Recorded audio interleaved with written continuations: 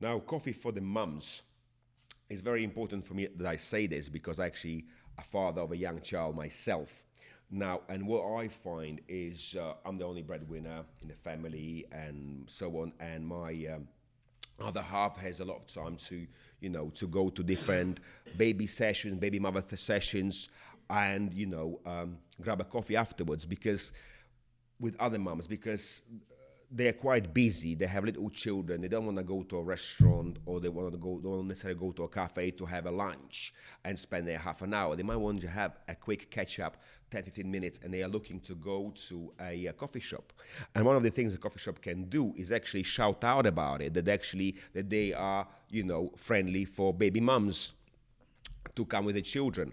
It might be actually a good idea for a coffee shop if you're a coffee shop and you finding that, there is a lot of sessions in your surrounding area for the baby mums groups to actually have have some toys, have some soft mats somewhere in your coffee shop if your space allows. But even if your space doesn't allow, at least what you should do is one hidden tip.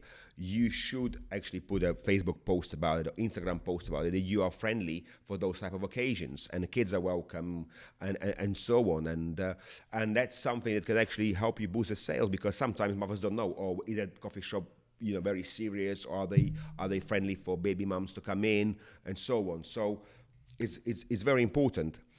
Something else that coffee shops can do as another probably advice for them is to offer a good morning coffee. A lot of, even at the moment with my customers, a lot of pubs do a morning coffee sessions at least once per week where local people, either from a cycling club or maybe from the church, where if they don't have a coffee machine, will go to a pub for a coffee morning to discuss, the news in the village or just catch up with their friends. So that's also a very, very good. So also for coffee shops, what we found out with my fiance is that some coffee shops are very reluctant to give a hot water for baby bottle. And some coffee shop, of course, don't want to do it because of their health and safety, etc., etc. But then what mums end up doing, they're asking for a tea with a tea bag on the side and using that. And a lot of it frustrates a lot of young mothers out there. Some coffee shops have a very good idea, which you may know about, and they do something called, jog my memory, baby food stations. So actually, where mothers can actually go up and prepare the food or the meal for their child. That's a very good idea as well. And coffee shops nowadays are also a very good stop for people working at home because sometimes, as what I've heard, a lot of people who work from home, maybe in the IT industry, and they don't go to the offices often. They really are feeling very much tight in their house, and they're looking to go either to a library or maybe a nice cafe to do a little bit of work, to feel a little bit more social. So remember that as well when you are doing your menu or when you're doing your coffee shop layout. Actually, who are going to be your target customers?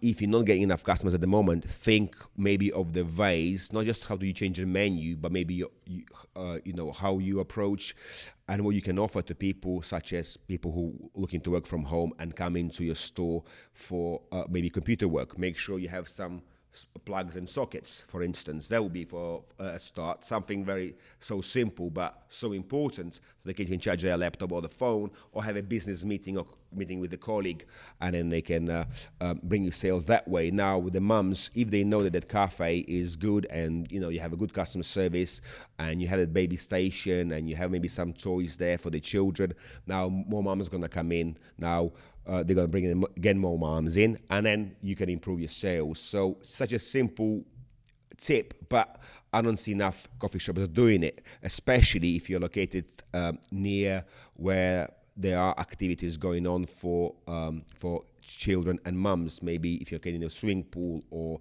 some sports club, etc. It's very important to have those things handy because you can accommodate a larger amount of customers. So what we can learn that everyone can start will start their business different. My advice would be just simple: just do it if you're looking to start the business. A lot of people have too much academic background, for example, PhD, masters, and so on. And sometimes it's advantageous, but sometimes it's a hindrance. Because I think they want to do is too much theorizing, too much market research, only to then to find out that they haven't made any decision whatsoever within a year. And sometimes the best people in the industry, are not doing it. The smartest people in the industry are not doing it. So people who end up to be winners are the ones who actually will say, oh, I got an idea, start a coffee shop, I'm going to start it. How? I will see later. The same thing as you took a step to the gym once. You didn't think, oh, how many coaches I will have, how much will I need to lift. No, you just went to the gym first, and everything else builds up. And sometimes it's better to learn by doing, practical stuff. I'm not saying that don't do research, don't do any market research, don't weigh its pros and cons, but just know that the best time to start any business is today, because tomorrow or 10 years down the line, rent ain't gonna get cheaper. The barriers to opening the business isn't gonna get more simple. So if you have an idea, you wanna start today, because by you starting today, you're gonna learn and more opportunities will open up to you. But if you don't start, you're not gonna be in the right circle, in the right place, to actually succeed or to see any results whatsoever. One thing I'm very happy about is that we are fortunate enough to serve customers from all over the world. We have European customers, we have customers from Eastern Europe, Northern Europe, we have customers from all over the world practically. I couldn't think we have customers from Australia, New Zealand, who actually were born there, but they have opened their business up in the UK. And very good to see those people, because they all bring something new to the industry. Because let's say, for instance, some of my customers who are born in Albania, well, they bring a great Mediterranean menu to an option in their restaurants. My Turkish customers that we have, they can offer Turkish coffee. Again, bring something new to the industry and give customers more options. Because when customers from UK, let's say, go on holiday abroad, they see, a new trend. They see different foods. They see how different ways people make coffee. Then they come back to the UK only to learn it's still stagnant somewhere. It's not offered. So it's really good when you have an owner who wasn't necessarily born in this country, or maybe was born but travel a lot, and they're bringing something from other countries, or what I call the best things from all over the world. Now, we sell coffee from all over the world, and different cultures prefer different coffees. So, for instance, at Greek restaurants, they tend to go for a lot stronger coffees. Same as the Turkish restaurants, they tend to go for a lot stronger, full-bodied coffee. Now, that's not necessarily something that maybe an artisan bakery that's also serves coffee want to go for. But what we do, we supply both of those types of customers. So we have a stronger coffee with a higher Robusta concentration for customers who have authentic or more authentic restaurants or mezes. And we have slightly less bitterish, less sourish coffees, more of an all-day round blend for the places that want to complement their cakes, be it the bakery, or little PlayStation where they serve coffee as well. So we can do all of that for the customers. All you need to do is, again, click a link in bio, fill up some of your essential details. We'll book a discovery call and go over what we can do for you. And I can assure you there's not a business we haven't worked with. We've worked with the gyms who needed coffee. We worked with all sorts.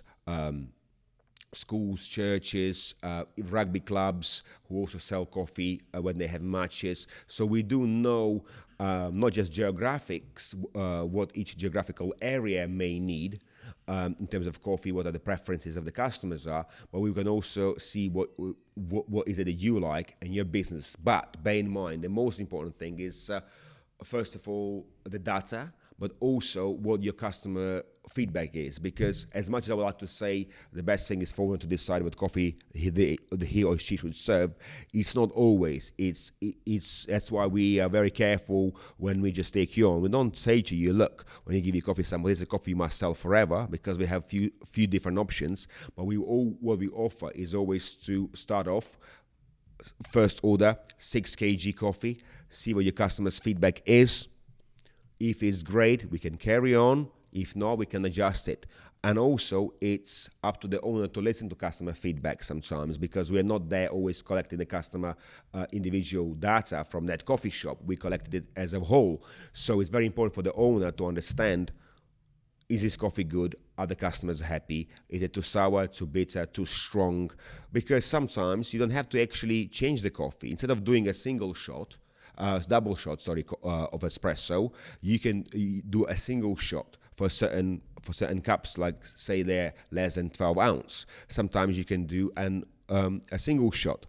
And I think nowadays, because the coffee world is so vast and expanding all the time, you as a barista should ask the customer directly, not do you like a coffee hot or cold, strong or weak necessarily, but you can ask them, would you like a single shot or double shot? Because discerning coffee lover or someone who drinks coffee all the time will know how he likes his coffee, whether he likes it on the stronger side or on the weaker side. Now, you should know as a barista where your coffee comes from, and that's why we do barista training, because we need to make all baristas at your site aware of what they're selling, the coffee, the origin, the taste profile, and what it should taste like. So that the barista can make a good coffee, but also be knowledgeable enough about coffee that if customer does ask something, she can answer. So my advice from this is always ask your customers, do you want a single shot or double shot? Because not everyone wants nowadays a double shot, because people, again, drink coffee 3-4 times a day. They might be happy with a single shot latte, and often enough people ask that. So just bear in mind that you need to know, probably if you don't know what coffee you're selling, maybe just a generic blend that you get from Costco, or maybe you have already some coffee suppliers that's just selling you the coffee and they're telling you, well, it's 50-50, 70-30, but you don't actually know the origin of the coffee, how it was grown, what sort of taste profile it is. Then I should suggest you click the link in bio and give us a chance, because maybe we can be your new suppliers.